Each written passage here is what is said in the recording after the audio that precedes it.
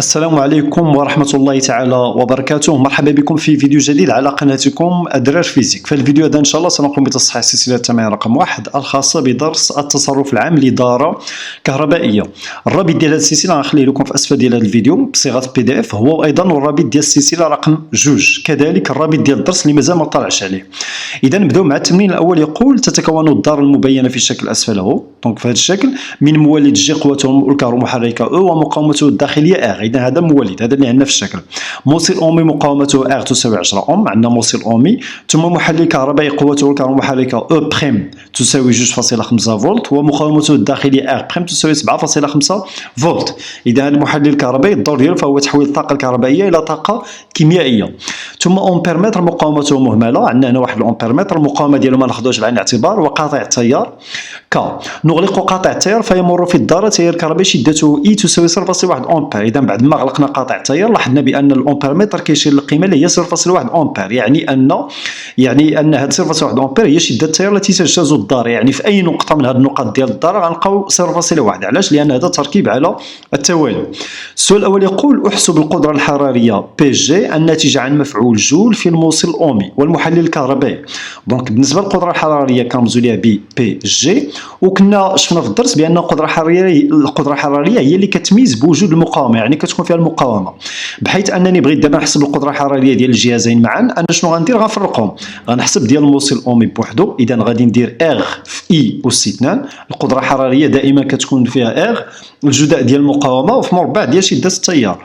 ثم بالنسبة للمحلل الكهربائي و PG2 حتى هو عنده مقاومة ديال المقاومة الداخلية ديالو هي R بريم. إذا غندير R بريم في مربع ديال شدة التيار، بحيث أنني بغيت القدرة الحرارية ديالهم بجوج. إذا شنو غادي ندير؟ غندير الجمع. دونك PG تساوي PG1 يعني القدرة المبددة بمفعول جول في الموصل الأومي زائد PG2 القدرة المبددة بمفعول جول في المحلل الكهربائي. غنعوض كل حاجة بالقيمة ديالها. غنلقى R في I أس 2 زائد R بريم في I أس 2. غتلاحظوا بأن I أس 2 كاينة في الطرفين وبالتالي غنعملوا بها. إذا R زائد R بريم في I أس 2. دونك بصفة عامة ملي كتبغي تحسب القدرة المبددة بمفعول جول مثلا من طرف واحد 3 ديال الأجهزة أو الأربعة، كدير مجموع ديال المقاومة ديالهم في مربع ديال شدة التيار بصفة عامة. إذا بي جي تساوي، دابا غنحسبوا القيمة ديالها نديروا تطبيق عددي. ألوغ بالنسبة لإغ هي 10، هي عندنا هنا في المعطيات 10. إغ بريم هي 7.5، إذا زائد 7.5 بين قوسين، ثم في المربع ديال شدة التيار اللي هي 0.1. إذا في 0.1 أس 2. دونك بعد ما غنديرو التطبيق عددي غنلقاو بأنها كتساوي 0.175 واط. 0.175 واط. إذا هذه هي القدرة المبددة بمفعول جول في الجهازين معا. السؤال الثاني يقول: أحسب القدرة النافعة PU للمحلل الكهربائي. هنا بالنسبة للمحلل الكهربائي عنده جوج ديال المميزات، عنده القوة الكهرومحركة المضادة أو بريم وعنده R بريم. ألوغ بالنسبة لهاد R بريم كنحتاجوها ملي كنبغيو نحسبوا القدرة أو الطاقة المبددة بمفعول جول يعني PG. ثم هنا بالنسبة لهاد أو بريم هذه كنطبقوها كنحتاجوها ملي كنبغيو نحسبوا القدرة النافعة أو الطاقة النافعة يعني PU.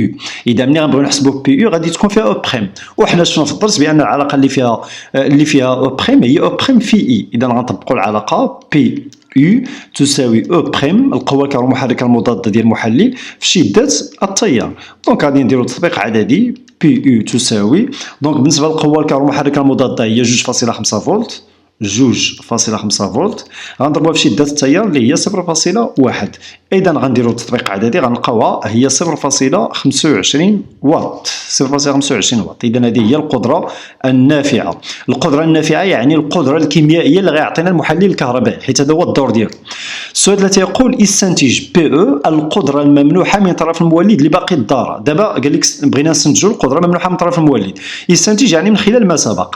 غير باش تفهموا دابا شنو كيطرا إلا رجعنا لهذا الشكل. إلا رجعنا لهذا الشكل هذا بالنسبة لهذا المولد هذا نورمالمون كياخذ واحد بي توتال، كياخذ واحد القدرة الكلية. هذيك القدرة الكلية كيحولها لجوج ديال الأشكال، كيحولها لقدرة حرارية يعني ذاك المولد حتى هو كيسخن، وكيحولها إلى قدرة كهربائية اللي كنرمزوا ليها ب بي او. هاد بي او اللي كيعطينا المولد، كتقسم لجوج، كتمشي عند هذا عند المحلل وشويه منها كيمشي عند الموصل اومي.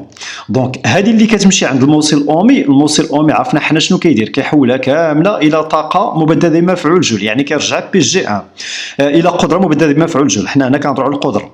ثم هنا بالنسبه للمحلل الكهربائي حتى هو كيدير نفس الدور، غير هو كيحولها لجوج ديال الاشكال ديال الطاقه، كاين الشكل الاول وكاين الشكل الاثنان. دونك الشكل الاول هو بي جي 2، يعني حتى هو كيحول واحد الجزء منها الى قدره حراريه، والجزء الاخر هو بي يو يعني قدره نافعه. اذا الا بغينا حنا هاد بي او اللي عطانا المولد شنو غادي نديرو؟ غنديرو مجموع ديالهم. اذا غنديرو بي جي 1 زائد بي يو زائد بي جي 2. بي جي 1 زائد بي جي 2 راه حسبناها، هي القدره الحراريه مبدله بمفعول جول في الذره، وغنزيدو عليها القدره النافعه. اذا هذه هي الطريقه اللي غادي نطبقوا هنا، وبالتالي غادي نكتبوا بانه تساوي مجموع بان القدره ممنوحه من طرف المولد فهي تساوي مجموع القدره الحراريه المبدله في الموصل الاومي والمحلل والقدره النافعه للمحلل الكهربائي. اذا هنا بي او غادي نكتب تساوي بي يو يعني القدره النافعه في المحلل زائد بي جي. بي جي هي القدره مبدله بمفعول جول في الموصل الاومي والمحلل بجوج بهم، يعني بي جي 1 زائد بي جي 2. ثم غادي نديروا تطبيق عددي. اذا بي او تساوي الوغ بالنسبه لبي او هي حسبتها في السؤال جوج هي 0.25، غنزيد عليها بي جي هي 0.175.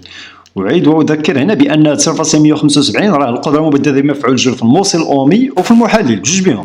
إذا بعد ما غادي نديرو التطبيق عددي غنلقاوها بأنها تساوي 0.425 واط. إذا هذه هي القدرة الممنوحة من طرف المولد. هنا كاين فيكم اللي غيقول لنا ودي بأنه غادي نديرو بي او تساوي يو بي ان في اي. مزيان، هذه إلا فكرتي في هذه الطريقة مزيان، ولكن المشكل اللي عندنا هنا هو يو بي ان. يو بي ان حنا ما عرفناش، يعني غتقول لي غادي نديرو او ناقص ار في اي، ولكن حنا ما عارفينش او ما عارفينش ار. اذا ما يمكنش لينا نطبقوا هذه العلاقه، وبالتالي غادي نستنتجوا غير من خلال ما سبق. اذا غنديروا غير المجموع، وهذه العلاقه حتى هي قابله للتطبيق في حاله ما يعني عندنا معطيات الكافيه. دابا ندوزو للسؤال 4 يقول احسب قيمه كل من او وار علما ان مردود المولد هو غو كيساوي 94%. اذا دابا بغينا نحسبوا القيمه ديال او وار. دونك باش نحسبوا القيمه ديالهم غنقسم هذه بعدا لهاد الجهه. فوالا، وغادي ننطلقوا من المردود ديال المولد. ننطلقوا من المردود ديال المولد. الوغ بالنسبه للمردود كنرمزوا ليه بالحرف غو، المردود كنرمزوا ليه بالحرف غو، وحنا كنعرفوا بانه كيساوي بي او يعني القدره الكهربائيه الممنوحه على القدره الكهربائيه الكليه للمولد، على القدره اللي كياخذها على بي توتال. دونك بالنسبه لبي او حنا حسبناها، ها هي 0.425. اذا غنخليها كما هي ما نعاودش نحسبها. ثم بالنسبه لبي توتال حنا شفناها بانها كتساوي او في اي، هادشي اللي شفنا في الدرس، كتساوي القوه الكهرومحركه للمولد في شده التيار الذي تجتازه. هادشي كامل شحال كيساوي 94%. شنو هي 94%؟ هي 0.94 يعني 94 تقسيم 100 0.94. اذا انا على من كنقلب على او.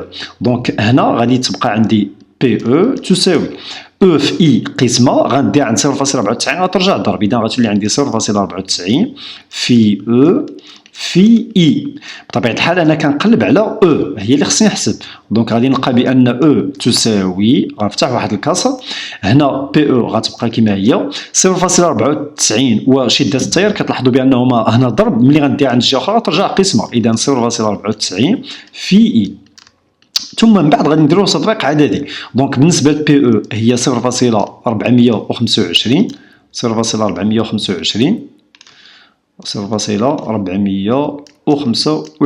هي اللي حسبت في السؤال اللي قبل. غنقسموه على 0.94 ثم غنضربوه في شده التيار اللي هي 0.1. شده التيار اللي هي 0.1 غتحسبوا غادي تلقاو بان او تساوي 4.52. تلقاو بان او تساوي 4.52 فولت. اذا هذه هي القوه الكهرومحركه للمولد. اذا ها هي او حسبناها. دابا شنو اللي بقى لينا ار. غادي ندير نفس الحاجه، غنطلق من نفس العلاقه ثاني. اذا غنعاود نكتب بان غو تساوي بي او على بي توتال ولكن دابا خصني نخرج ار من هاد العلاقتين بجوج. دونك بالنسبه لبي او الا تذكرتوا قبيله قلت لكم بانه ممكن نحسبوها بالعلاقه التاليه يو بي ان في اي. اذا غنعوض بي او ب يو بي ان في اي. يو بي ان يعني التوتر بين مربطين المولد على بي توتال. بي توتال هي او في اي. اذا او في اي غتلاحظوا بانه في البسط وفي المقام عندنا اي غنختزلوه غنطيروا بها، غتبقى لنا يو بي ان على او. وهذا الشيء كامل شحال كيساوي 0.94 لان هذا المردود هو 94% يعني 94 على 100 هي 0.94. اذا دابا شنو اللي بقى لي هنا؟ وصلت دابا الى ان او بي ان على او تساوي 0.94. وكنعرفوا بانه حسب قانون اوم للمولد، قانون اوم للمولد شنو كيقول لنا؟ كيقول لنا بان او بي ان راه كتساوي او ناقص ار في اي. هذا الشيء راه شرحناه مزيان في الدرس مع التمارين التطبيقيه. دابا غنعوض او بي ان بالقيمه ديالها. اذا نعوض او بي ان غادي نكتب او ناقص ار في اي على او هذا الشيء كامل كيساوي 0.94. ثم غنحاول نختزل، يعني عندي او في بلاصه المقام غنختزل بها. اذا او على او غتولي 1، دونك غتعطينا هي 1 ناقص، ولكن ردوا بالكم راه كاين هنا ناقص ار في اي على او، يعني فحال الا فرقت هذه او على او ناقص ار في اي على او، دونك او مع او تختزلت هي 1 وبقات لي ناقص ار في اي على او تساوي 0.94. دونك شنو غادي ندير دابا؟ هاد ناقص ار في اي على او هنا سالبه غنديها عند 0.94 غترجع موجبه. اذا غتولي عندي 1 وهاد 0.94 في هاد الطرف موجبه غنجيبها هنا ترجع سالبه. اذا 1 ناقص 0.94. اذا هذه جبتها لهاد الجهه هذه، وهذه اللي سالبه غنديها للجهه اخرى. اذا غتولي عندي ار في اي على او. انا بطبيعه الحال خصني ار، اذا خصني نتخلص من هذه او قسمه غنجيبها عند هاد الجهه هذه غترجع ضرب. دونك غتولي عندي ار في اي تساوي 1 ناقص 0.94 في او. دونك كانت عندي او قسمه ديتها الطرف الاخر رجعت ضربت. اذا هنا غير قلبت.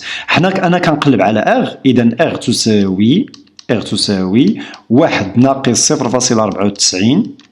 في او تقسيم شدة التيار تقسيم اي، لان اي كانت ضرب ديتها لجهه اخرى رجعت قسمه. ومن بعد غنديروا التطبيق عادي غنعوضوا كل حاجه بالقيمه ديالها. اذا 1 ناقص 0.94 غنضربوها في او، ها هي حسبتها قبيله هي 4.52 ثم غنقسموا على شده التيار اللي هي 0.1. غتحسبوا غادي تلقاو بان ار تساوي 2.7 اوم 2.7 اوم. اذا هذه هي المقاومة الداخلية للمولد. إذا كنتمنى أن السؤال يكون واضح. دابا غندوزو للتمرين 2. عفوا تمرين 2 يقول نصل مربطي محرك قوته الكهرومحركة او بريم تساوي 7.2 ومقاومته الداخلية ار بريم تساوي 11 اوم بمولد للتوتر المستمر قوته او تساوي 16 فولت ومقاومته الداخلية ار تساوي 1.2 اوم. اذا عندنا هنا في هذه الدارة فيها جوج ديال العناصر، فيها المحرك وفيها المولد. اعطيتي بيانات الدارة الكهربائية مبينا عليها أجهزة القياس اللازمة لقياس القدرة المكتسبة من طرف المحرك. اذا هنا نطلب نرسموا التبيانه ديال الداره. دونك بالنسبه للتبيانه ديال الداره غنرسموا اولا المولد عنده قطبين، قطب موجب وقطب سالب. الموجب هو اللي كيكون كبير. ثم غادي نكملوا هنا اعتذر ما عنديش هنا مسطره باش نتحكم فيها. هنا غادي نزيد قاطع التيار، هذا قاطع التيار فوالا. ثم هنا غيكون عندنا المحرك الرمز ديالو الاصطلاحي كنديروا دائره ثم في الوسط ديالها ام. اذا المحرك دائره في الوسط ديالها ام، هذا الموتور. ثم هنا بالنسبه للمولد اذا عنده قطب موجب وقطب سالب، وهنا قاطع التيار غادي يكون مغلق. غير هو هنا طلب منا حاجه، قال لك اعطيتي بيانات الداره الكهربائيه مبين عليها اجهزه القياس اللازمه لقياس القدره المكتسبه من طرف المحرك. حنا كنعرفوا بان القدره فيها التوتر وشده التيار، وحنا كنعرفوا بان شده التيار فهو يقاس بجهاز الامبيرمتر. اذا هنا غنجي لهنا للداره وغادي نزيد جهاز الامبيرمتر. امبيرمتر يركب على التوالي، كنديروا دائره في الوسط ديالها ا. وكذلك باش نحسبوا القدره خصنا جهاز الفولتمتر. الفولتمتر يركب على التوازي مع المحرك. اذا هنا غنديروا على التوازي هكا. دونك غيدار على هذا الشكل، اما هنا في الاسفل او لا ممكن ديروه هنا في الاعلى فحال الفولتمتر كنرمزوا ليه بالحرف في. الفولتمتر يركب على التوازي، امبيرمتر يركب على التوالي. اذا هذه هي تبيانات الداره الكهربائيه. ثم الا بغيتي تزيدوا هنا غادي نديروا او القوه الكهرومحركه المولد ثم ار. وهنا بالنسبه للمحرك حتى هو عنده القوه الكهرومحركه المضاده او بريم ثم ار بريم. فوالا. اذا هذه هي تبيانات الداره الكهربائيه. السؤال 2 يقول انجز الحصيله الطاقيه للداره واستنتج شده التيار المار في الداره. دونك حنا كنعرفوا بان هذا المولد هذا كياخذ واحد الطاقه كليه. هذيك الطاقه الكليه او ديك الطاقه الكليه كيحولها لجوج اشكال ديال الطاقه. كيحولها الى طاقه حراريه، يعني تبدد في الجهاز وكيحولها الى طاقه كهربائيه. هذيك الطاقه الكهربائيه كياخذها عنده المحرك. هذاك المحرك ملي كياخذ ديك الطاقه الكهربائيه شنو كيدير؟ كيبدا يدور، يعني كيعطينا الطاقه الميكانيكيه وكيعطينا كذلك الطاقه المبدده بمفعول جول وكيعطينا كذلك الطاقه الحراريه. وبالتالي نقول بان الطاقه التي يمنحها المولد تستهلك من طرف المحرك. اذا الطاقه التي يمنحها المولد تستهلك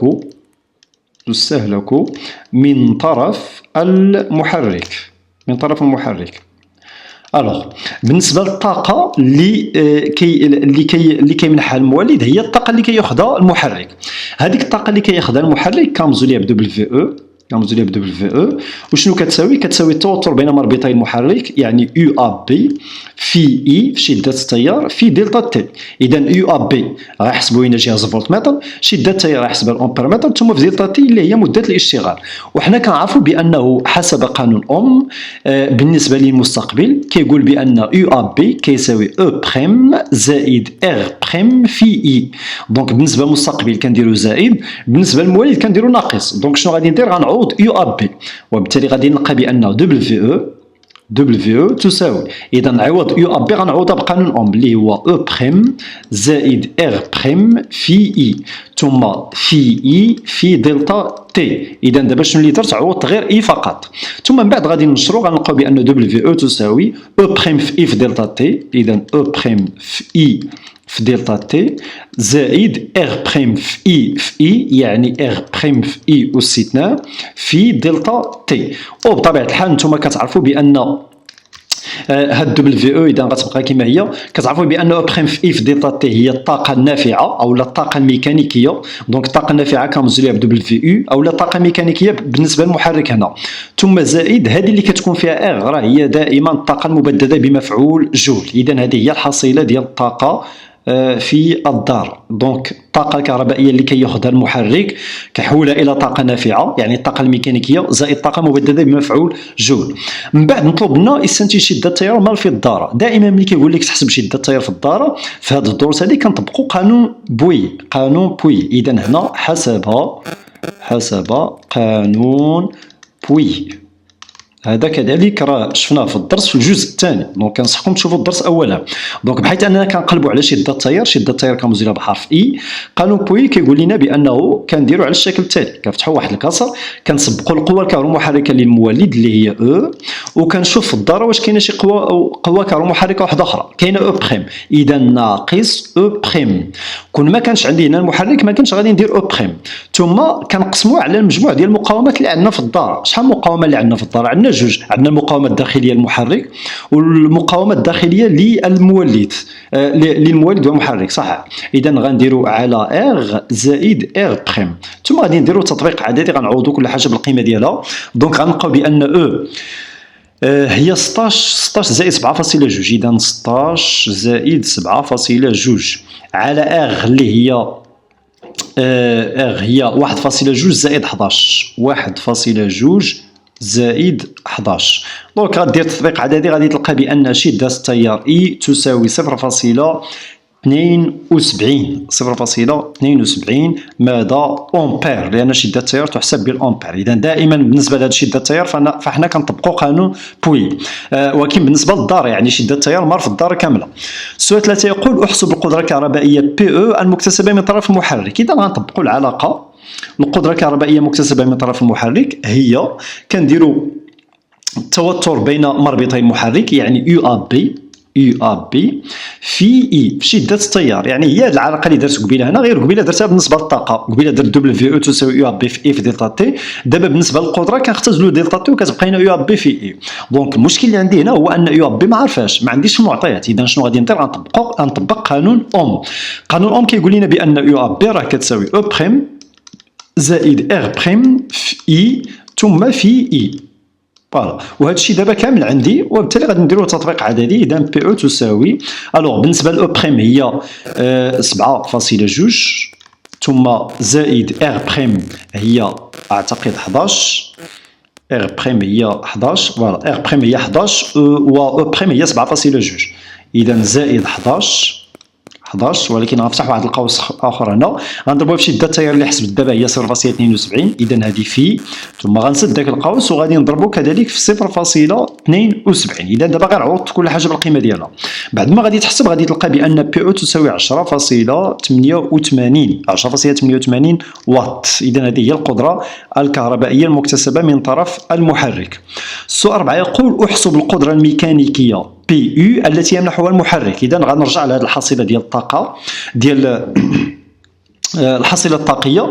اذا هنا دبل في او دونك حنا ملي كنا كنهضروا على الطاقه الا بغينا القدره غنقسموا على دلتا تي ثم بالنسبه للقدره الميكانيكيه بي او التي يمنحها المحرك هي هذه هي او بريم في اي او بريم في اي في دلتا تي الا قسمتها على دلتا تي شنو غتبقى لي او بريم في اي. اذا دائما القدره النافعه كتكون فيها او والقدره المبدده بمفعول جول كتكون فيها ار. اذا بي يو تساوي او بريم في اي او بريم في اي. الوغ بالنسبه لاو بريم انا عارفه هي 7.2 غنضربوها في شده التيار اللي هي 0.72 اللي حسبناها في السؤال ديال قبيله. اذا بعد ما غادي نحسبوا غنديروا تطبيق عددي غنلقاوها بانها تساوي 5.18 واط 5.18 واط. اذا هذه هي القدره الكهربائيه التي يمنحها المحرك او القدره الميكانيكيه فحال فحال. السؤال 5 يقول احسب القدره الحراريه بي جي المبدده بمفعول جول في الدار. دابا بغينا نحسبوا القدره المبدده بمفعول جول في الدار. اولا عندنا جوج ديال القدرات كاينه القدره الاولى بي جي ديال المولد دونك بالنسبه للمولد عنده المقاومه الداخليه ديالو هي ار ثم في الجداء ديال شده التيار. وعندنا القدره المبدده بمفعول جول في المحرك غنرمزوا لها مثلا بي جي بريم تساوي حتى هو ار بريم في اي اس 2 حيت بغينا الدار كامله والدار كامله فيها جوج ديال الاجهزه فيها المحرك وفيها المولد. اذا خصنا نديروا القدره المبدده بمفعول جول في المولد زائد القدره المبدده بمفعول جول في المحرك. دونك بغينا بي جي شنو غنديروا مجموع ديالهم. اذا بي جي تساوي دونك هذه نسميها مثلا بي جي ان وهذه غنسميها بي جي 2 افضل باش ما يتخلطوش لينا مع القدره الحراريه الكليه. اذا هنا قلنا غادي نديروا بي جي 1 بلس بي جي 2 هادو غير رموز. دونك بالنسبه لبي جي 1 هي ار في اي اس 2 ار في اي اس 2 زائد ار بريم في اي اس 2. غتلاحظوا بان اي عندنا في الطرفين وبالتالي غنعملوا بها. اذا غنكتبوا ار زائد ار بريم في اي. وإلا تذكرتوا معايا قبيله راه قلت لكم باننا كنديروا مجموع ديال المقاومات في مربع ديال شده التيار يعني غير كنعاود نذكر هنا وصافي. دونك بالنسبه لار هي 11 عفوا ار هي 2.7 على ما اذكر 1.2 ار هي 1.2 ار بريم هي 11 1.2 زائد 11 اللي هي ار بريم غنضربوها في مربع ديال شده التيار اللي هي 0.72 ولكن ما تنساوش اس 2 ردوا بالكم. دونك التطبيق عددي غادي تلقى بان بي جي تساوي 6.32 واط 6.32 واط. اذا هذه هي القدره المبدده بمفعول جول في الدار يعني ديال الدار كامله.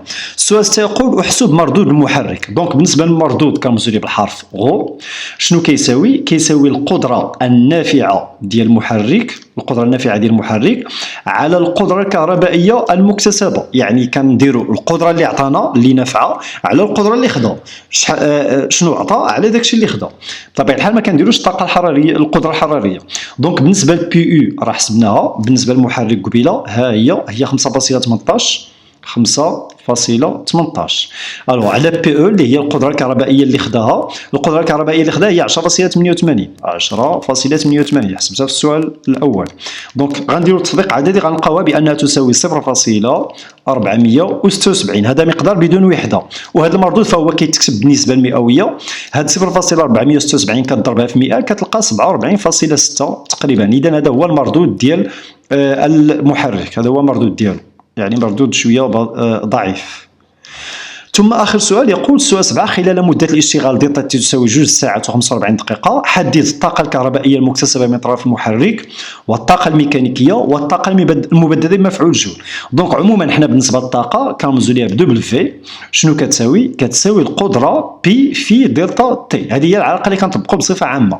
دونك دابا غنبدا بالطاقه الكهربائيه المكتسبه من طرف المحرك. اذا الطاقه الكهربائيه المكتسبه من طرف المحرك غادي ندير دبل في او طاقه مكتسبه كنديروا دبليو او اذا تساوي بي او ثم في دلتا تي، ثم من بعد غندير تطبيق عددي.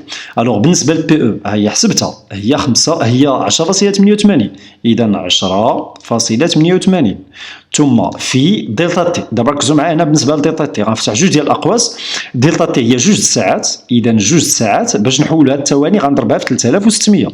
هذه دابا جوج ساعات انا حولتها زائد شنو اللي بقى لي هنا؟ بقات لي 45 دقيقه، اذا 45 دقيقه حتى هي خصني نحولها للثواني غنضربها في 60 ثم غادي نسد الاقواس. اذا القوس الاول ثم القوس الثاني. دونك بعد ما غادي تحسب غادي تلقاها بانها تساوي اعتقد 107,712 الجول و712 الجول. اذا انا ما كتبتهاش كتابه علميه غنخليها هكا مباشره.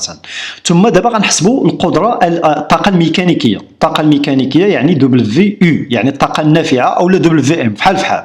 اذا غادي نديروا كذلك بي يو في دلتا تي. كذلك بي يو راني كنعرفها، ها هي حسبتها قبيله، هي 5.12 السؤال 4 5.18 عفوا السؤال 4 5.18 ثم نفس الحاجه المده الزمنيه غتبقى نفسها، هي 2 في 3600 يعني الساعه تحولتها للثواني زائد 45 حتى هي غنحولوها للثواني غنضربوها في 60 ثم بعد ما غادي تحسب غادي تلقاها بانها تساوي 51,282 جول. ثم اخيرا دبليو جي يعني الطاقه المبدده بمفعول جول. ولكن هنا ردوا بالكم الطاقه المبدده بمفعول جول ماشي في الداره كامله، هذا غير بالنسبه للمحرك، حنا كنهضروا على المحرك. اذا ما يمكنش ناخذ هذيك بي جي ديال قبيله، ما يمكنش ناخذ هذه 6.32. اذا دابا غتبدل بالنسبه للطاقه المبدده بمفعول جول هي بي جي في دلتا تي. وهذا بي جي اش من بي جي بالضبط؟ هي بي جي حنا كنهضروا على المحرك يعني بي جي 2.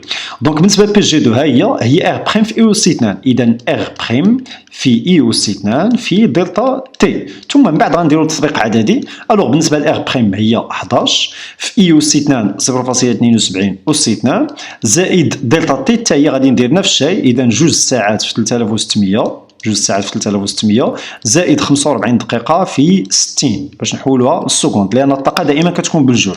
دونك بعد ما غادي تحسب غادي تلقى هي 56,453.76 جول. فوالا اذا كانت هذه النهايه ديال هذه السلسله، كنتمنى انكم تكونوا استفدتوا منها. الا عندكم اي سؤال ولا استفسار ما تنساوش تخليو لي في التعليقات اسفل هذا الفيديو. هذا السلسله رقم 2 غتلقاو الرابط ديالها في اسفل هذا الفيديو اللي فيها تمارين اللي هي توليفيه اصعب بالمقارنه مع هذه. اذا كنتمنى لكم التوفيق، دمتم في امان الله وحفظه.